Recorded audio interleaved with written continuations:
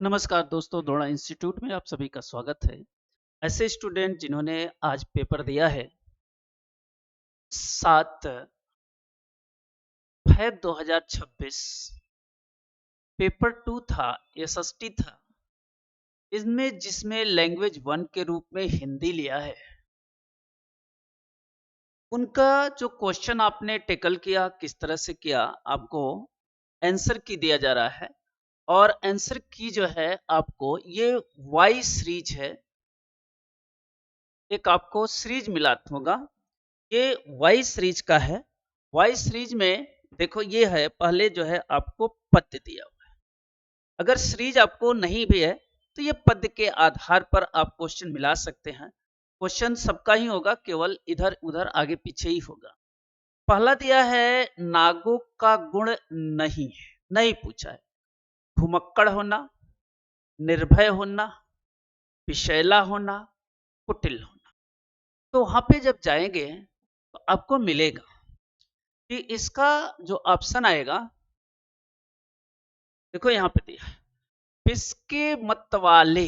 विष में नहीं है, गुण नहीं है उनका। कुटिल नाग निर्भय फर जोड़ रहे घूम। चतुर्दिक चारों दिशाओं में विकट धूप में घूम रहे हैं। द्विशों का भीषण तिमिर व्यू, पग पग प्रहरी है अविश्वास। है चूम सजी दानवता की खिलखिलाता रहा है सर्वनाश। पर हो अधीर मत मानवते, पर हो अधीर मत मेरे मन। है जूझ रही इस बिहु बीच धरती कोमल एक किरण। ये पद्य है।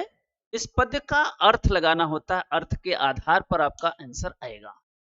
तो यहाँ पे जो आएगा, नागों का गुण नहीं है। क्या नहीं है भाई? विष के मत वाले। तो नागों का गुण विषैला नहीं होना है, ये आपको सही होगा। आपको तीसरा सही होगा। भिन्न शब्द चुनिए। अच्छा सवाल दिया हुआ है।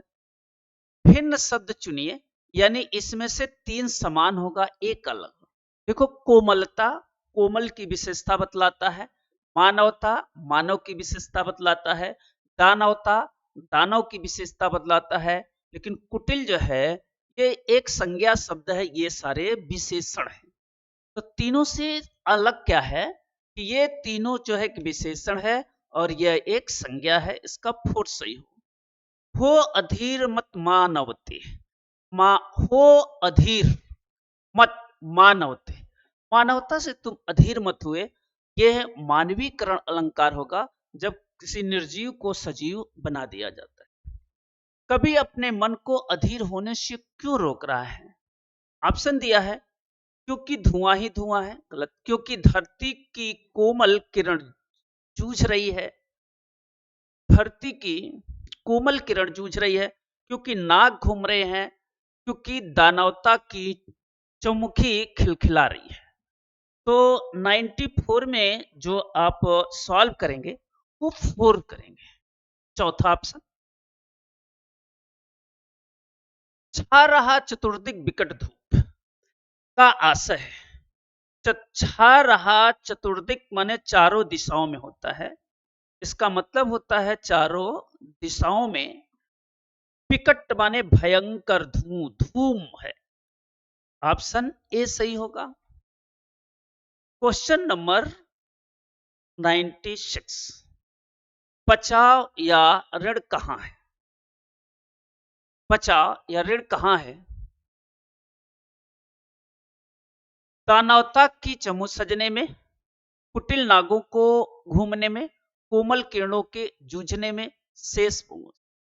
तो यहां पे जो है कोमल किरणों के जूझने में। 96 का जो आप सॉल्व करेंगे, 96 का डी कोमल चूड़ों के। निम्नलिखित में से कौन सा भाषा की कक्षा में साहित्य, देखो यहाँ पे पेडागोगी आ गई। यहां से पेडागोगी सॉल्व करना है। पठन सामग्री के अध्ययन के बारे में सही नहीं दिया हुआ है। नहीं मतलब गलत दिया हुआ है। साहित्य पठन सामग्री समालोचनात्मक चिंतन होना चाहिए। और यहाँ पर है, प्रयोग व्याकरण शिक्षण के लिए किया जाना चाहिए। साहित्य का पठन व्याकरण शिक्षण के लिए किया जाना चाहिए। साहित्य का पठन सामग्री भाषा अधिगम के लिए संस्कृत ठीक है, सारे सही है। इसका साहित्य पठन सामग्री सराहना और आनंद के लिए किया जाना चाहिए, सही है। इसका ऑप्शन जो आएगा तीसरा आएगा, थर्ड आएगा। यहां पे आपको दिखाई पड़ रहा है वाई श्रीज है, श्रीज ये वाई है। यहां पे देखिए कक्षा के 6 के विद्यार्थी पाठ्य सामग्री के पठन में कठिनाई महसूस कर एक अध्यापक कुछ स्तर तक उसके स्तर तक की सामग्री पढ़ने के लिए देता है। एक स्टूडेंट है जो क्या कर रहा है, उसे पढ़ने में कठिनाई हो रही है, टीचर उसके स्तर का हेल्प कर रहा है, सहायता कर रहा है। और हेल्प करना क्या कहलाता है, इसके फोल्डिंग कहलाता है। इसके फोल्डिंग माने बच्चे को अस्थायी सहायता देना। तो इसका आपको आएगा डी। क्वेश्चन नंबर 99, भाषा शिक्षण अधिगम कौन सा उपागम इस मंच से विचारधारा करता है कि भाषा एक आदत है। भाषा एक आदत है, यह किसने कहा। प्राकृतिक उपागम, श्रव्य उपागम, सहयोगात्मक और असंप्रेषणात्मक उपागम। ये कहेगा भाषा एक आदत है। आदत का मतलब संप्रेषण करना, संप्रेषण का मतलब होता है अपनी बात को दूसरे तक पहुंचाना। तो इसका फोर्थ सही हो गया। एक बच्चे अपने अपठित गद्यांश पढ़ने के लिए दिया गया। बच्चे को इस पठन का इस खंड के नीचे प्रश्नों के उत्तर देते हैं। इस प्रकार के पठन को किस प्रकार कहा जाता है। देखो सरसरी तौर पर पढ़ना जल्दी तौर से पढ़ना होता है, बारीकी से पढ़ना मतलब खूब बारीकी से।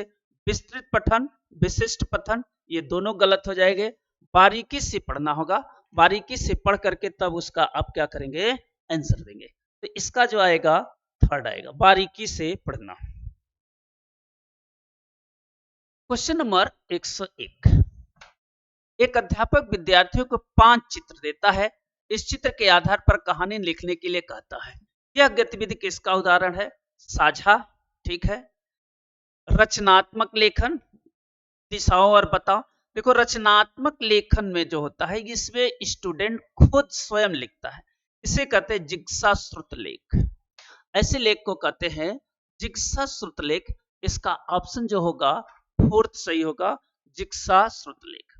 निम्नलिखित में से कौन सी भाषा के प्रदर्शन आधारित आकलन की विशेषता नहीं है।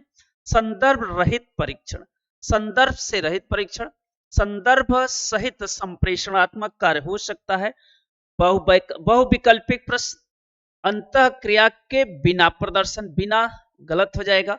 यहां आएगा दूसरा, संदर्भ के साथ संप्रेषण कार्य सही होता है। क्वेश्चन नंबर 103, पठन के बारे में दिए गए कथनों पर विचार कीजिए। यह केवल अक्षर और ध्वनि, तो यहाँ पे आगे पढ़ना ही नहीं है, ये तो गलत हो गया। पठन अर्थ तक पहुंचना, पढ़ने का मतलब है अर्थ के साथ पहुंचना, ये सही है। तो ए गलत है, बी सही है, बी सही है लेकिन ए गलत है, ऑप्शन ए सही है। इसका ऑप्शन है ए सही है। क्वेश्चन नंबर 104, एक अध्यापक को अपने विद्यार्थी के श्रवण कौशल का आकलन करो। श्रवण माने होता है सुनना, सुनने का कौशल का आकलन करना। श्रवण आकलन हेतु किस गतिविधि का चयन हो सकता है। अध्यापक बच्चों को कहानी पढ़ने के लिए कहता है, इसके बाद बोधगम्य करता है। अध्यापक शब्द शब्द आधारित कार्य के लिए देता है, बच्चों को उनकी मौखिक प्रस्तुतिकरण करता है। अध्यापक कहानी सुनाता है। देखो अगर श्रवण कौशल है तो कहानी को बच्चा सुनेगा, इसके बाद क्वेश्चन पूछेगा। क्वेश्चन नंबर 4 सही होगा, इसका ऑप्शन क्या होगा, 4 सही होगा। क्वेश्चन नंबर 105, निम्नलिखित में से कौन सा भाषा अर्थ के पहलुओं से संबंधित है। भाषा के अर्थ से पहलू, वाक्य विन्यास, स्वनिम, आकृतिक और इसे कहते हैं अर्थग्राम। अर्थग्राम का मतलब ही होता है अर्थ बताना, पढ़ करके अर्थ बताना। इसका 4th ऑप्शन सही है। अब क्वेश्चन नंबर 106 आएगा, यहां पे है, निम्नलिखित में से कौन सा भाषा अधिगम का सिद्धांत नहीं पूछा हुआ है। तो देख रहा हूं, भाषा व्याकरण की संरचना, नियमों के कंठस्थीकरण, कंठस्थ करना है, तो इसका कौन सा आएगा, दूसरा, गलत है। कक्षा 6 का एक अध्यापक श्यामपट्ट पर बिल्कुल मध्य में एक शब्द लिखता है और विद्यार्थी उन सभी शब्दों को सोचने विचारने के लिए कहता है। बीच में एक शब्द लिखता है और शब्द के बारे में सोचने विचारने को कहता है। जो मध्य में लिखे इस शब्द से संबंधित हो, इस विधि का मुख्य उद्देश्य क्या होता है? व्याकरण की प्रति समझ, व्याकरण जहां आएगा गलत है। पठन कौशल समृद्ध करना, पढ़ने, लिखा हुआ है से पढ़ने का कोई मतलब ही नहीं होता। लेखना, विद्यार्थियों की शब्द संपदा का सुधार करना। जो आप जानते हैं उसके बारे में सुधार करना। तो इसका जो ऑप्शन आएगा वो फोर्थ ऑप्शन सही होगा। 107 कक्षा 6 का एक अध्यापक, अच्छा हो गया। क्वेश्चन नंबर 108, निम्नलिखित कथनों पर शुरुआती वर्षों में भाषाओं के अधिगम में देरी करना बच्चों के लिए नई भाषाओं के अर्जन में कठिनाई है। बच्चों की शुरुआती वर्ष भाषा अर्जन के लिए बहुत ही संवेदनशील अवधि, ये बात सही है। और भाषाई शुरुआती वर्षों में भाषाओं के अधिगम में देरी करना बच्चों के लिए भाषाओं के अर्जन में कठिनाई होती है। इसमें आर ए सही है, आर ए की सही व्याख्या भी करता है, ये भी सही है। अर्जन करना संवेदनशील समय, ये बात सही है। और जब भाषा अधिगम होता है, अधिगम जिसमें चिंतन होता है, और जिसमें चिंतन, इसमें अर्जन में चिंतन नहीं होता है, इसमें चिंतन नहीं होता है, तो ये संवेदनशील है, इसके कारण ये है। इसलिए ए और आर दोनों सही है, आर ए की व्याख्या भी करता है। क्वेश्चन नंबर अगला 109, बहुभाषा के संदर्भ में, बहुभाषावाद के संदर्भ में बुनियादी चरण के राष्ट्रीय पाठ्यचर्या एनईपी 2020 का एक मुख्य सिद्धांत है। बहुभाषा के संज्ञानात्मक और सामाजिक सांस्कृतिक दोनों ही लाभ हैं, ठीक है। बच्चों को अपने घर की भाषा भूलने में मदद करना, गलत बात है, गलत। बच्चे की बहुभाषिक प्रतीक पाठ्यचर्या यानी सिलेबस की बात करना है। बच्चे के शुरुआती वर्षों में नाना प्रकार की मौखिक भाषाएं नहीं सीखनी चाहिए, गलत है। तो इसका ऑप्शन कौन सही होगा? ए। क्वेश्चन नंबर 110, कुछ वाक माने होता है बोलना। समुदायों में एक ही भाषा के विविध प्रकार साथ साथ विद्यमान। वाक माने बोलने में एक ही भाषा में विभिन्न प्रकार की है, तो इसे क्या कहते हैं? हम बोली कहते हैं। एक ही भाषा में विभिन्न प्रकार की चीजें हैं, तो इसे क्या कहेंगे? बोली कहते हैं। क्वेश्चन नंबर 111, बच्चे अपने जोड़ीदार के साथ कार्य करते हैं यानी पीयर। एक पाठ्य सामग्री दो खंडों में विभाजित किया जाता है और एक सामग्री के जोड़ीदार को पढ़कर सुनाता है, यानी दोनों में से एक पढ़कर सुनाता है, दूसरा बालक सुनकर लिखता है। एक पढ़कर सुनाता है और दूसरा लिखता है, इसे श्रुतलेख कहते हैं। वैसे आंशिक श्रुतलेख, कथावाचन, कथावाचन का मतलब बोलना, शब्दजाल गलत हो जाएगा। जारी रहने वाला श्रुतलेख, ठीक है, इसे कहते हैं जारी रहने वाला श्रुतलेख। एक बोलता है और दूसरा उसे लिखता है, तो इसका ऑप्शन आ जाएगा तीसरा। इस तरह से पेडागोगी तो अच्छा है, आप कर सकते हैं। इसके बाद देखिए ये गद्य है। गद्य को बताए थे कि आप जो है पहले गद्य को पढ़ेंगे, फिर इसका आंसर देंगे। वाई है, एक तरफ एक लोक साहित्य, एक लोक विज्ञान की परंपरा है। एक लोक साहित्य है, एक लोक विज्ञान की, दूसरी तरफ लोक शास्त्र की परंपरा है। हम जानते हैं कि हमारे पास श्रुतियों की परंपरा रही है, इसका आधार हमारी मौखिक शिक्षा पर परंपरा है। इसका अब नीचे क्वेश्चन दिया हुआ है, देखिए जरा। गद्यांश के अनुसार अनुभव सिद्ध समुदाय का अंग नहीं है। अनुभव सिद्ध समुदाय का अंग नहीं है, वयोवृद्ध वैज्ञानिक। अगर आप उसको पढ़ेंगे तो आपको इसका आएगा थर्ड। भिन्न शब्द पहचानिए। साहित्य साया सुदीर्घ सजग, सजग साया सुदीर्घ एक ही शब्द है, साहित्य अलग शब्द है। तो 113 का जो आएगा फर्स्ट आएगा साहित्य। कुदरती संसाधनों के उपयोग को की मर्यादा का आशय। कुदरती संसाधनों के उपयोग के विकास के लिए कुदरती संसाधनों का दोहन, आवश्यकता होने पर कुदरती संसाधनों का उपयोग, ये आपको दूसरा सही मिलेगा। लोकोन्मुखी का संधि विच्छेद है, लोक प्लस उन्मुखी, इससे होगा लोक प्लस उन्मुखी। लोक प्लस उन्मुखी, लोक प्लस उन्मुखी, अ और उ मिलकर के ओ हो जाता है, लोकोन्मुखी हो जाता है। तो इसका ऑप्शन आएगा 115 का फर्स्ट, लोक प्लस उन्मुखी। 116 की परंपरा का वर्णन नहीं है, उसमें किसकी परंपरा का वर्णन नहीं है, लोकगीत का है, लोक साहित्य का है, लोक शास्त्र का है, लोक विज्ञान का है। तो वहां पे लोक विज्ञान की परंपरा का वर्णन है, लोक शास्त्र है, लोकगीत है और लोक साहित्य। तो वहां पे जो वर्णन किया गया है वो लोक विज्ञान की परंपरा का वर्णन नहीं, परंपरा का वर्णन नहीं है, यानी लोक विज्ञान की परंपरा का वर्णन नहीं है। मौखिक परंपरा की विशेषता नहीं है। देखो मौखिक परंपरा की विशेषता नहीं पूछ रहा है, देखो कंठस्थ करना नहीं होता है, यह मौखिक परंपरा नहीं है। पीढ़ी दर पीढ़ी करना यह भी मौखिक है, किताबों की जरूरत होना, शिक्षा पीढ़ियों तक जीवित रहना, ये सब मौखिक है, ओरल है। कंठस्थ करना, लोक शाला के लिए उचित वाक्य है, ठीक है। लोकशाला ये पैसेज पर आधारित है, ये पैसेज पर है, वह स्वावलंबी वह निःशुल्क देना, ये तीसरा ऑप्शन सही होगा। वो यह स्वावलंबी और निःशुल्क शिक्षा देना, ये आपका सबसे सही। लोकशाला के संदर्भ में किस बात की जरूरत नहीं पूछा हुआ है, नहीं पे ध्यान देना है।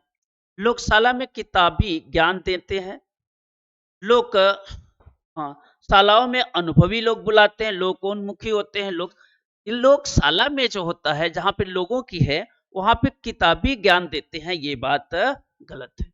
वहां पे जो बात देते हैं मौखिक ओरल व्यवहारिक, लेकिन किताबी ज्ञान नहीं देते। और लास्ट क्वेश्चन, लोकशाला में क्या सीखने को मिलेगा? संसार में उपलब्ध समस्त ज्ञान, गूगल और वेबसाइट, पुस्तकेतर अनुभव आधारित ज्ञान, पुस्तकों में संकलित ज्ञान, संसार में उपलब्ध समस्त ज्ञान।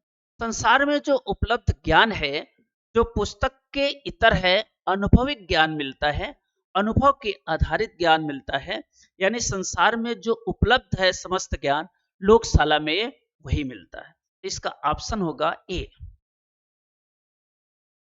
इस तरह से आपने देखा कि 30 क्वेश्चन है पेडागोगी के और 30 में आप अच्छे क्वेश्चन कर सकते हैं, आप मिला लेंगे अपने को और देखिए कितने नंबर पाते हैं। ठीक है, तब चलते हैं सभी लोगों को, उम्मीद है कि अच्छा होगा पेपर। धन्यवाद।